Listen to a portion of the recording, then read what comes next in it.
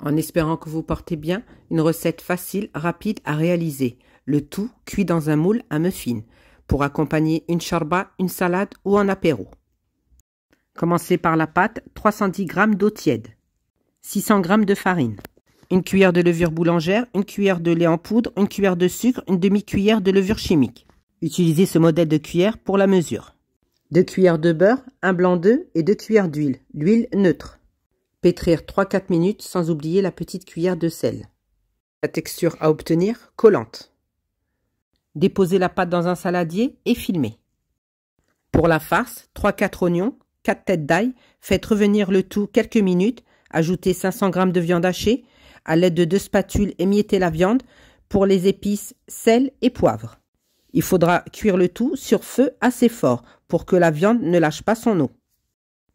Façonnez des boules de 45 g. Préparez un moule à muffins. Le mien, il est en silicone, je n'ai pas besoin de le beurrer. Prenez une boule, étalez, déposez la farce, puis du fromage râpé. Je n'ai pas eu besoin de mettre d'autres épices que le sel et le poivre. Le fait d'avoir mis beaucoup d'oignons et d'ail, ça a donné un très bon goût à la farce. Prenez chaque extrémité de la pâte, faites revenir au milieu pour former une bourse. Il faudra bien pincer la pâte pour que la farce ne s'échappe pas à la cuisson. S'il vous reste de l'excédent de pâte, retirez-la.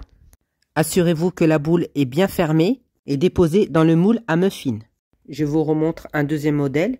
Vous prenez la pâte, vous l'étalez, vous déposez la farce, puis le fromage par-dessus et vous refermez. Et faites attention, lorsque vous refermerez en forme de bourse, les plis, il se peut qu'ils soient ouverts. Donc bien pressez entre les plis et retirez l'excédent de pâte. Et continuez avec le restant de la pâte. Pour la dorure, du jaune d'œuf et 2 cuillères de crème fraîche. Vous pouvez remplacer la crème fraîche par du lait. Et parsemer de graines de votre choix. Pour moi, graines de nigel, graines de sésame et des natures. À 180 degrés, une vingtaine de minutes à surveiller. Et avec les chutes de la pâte, j'en ai fait un plus grand.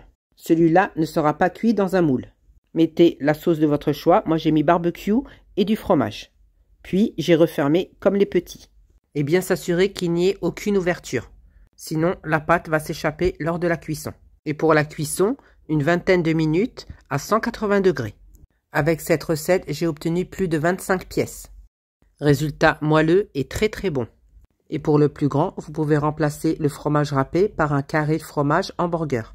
En espérant que la recette vous a plu, n'oubliez pas de partager, republier un maximum pour faire grandir ma chaîne, les petits cœurs, les commentaires pour plus de recettes simples et faciles. Bye bye!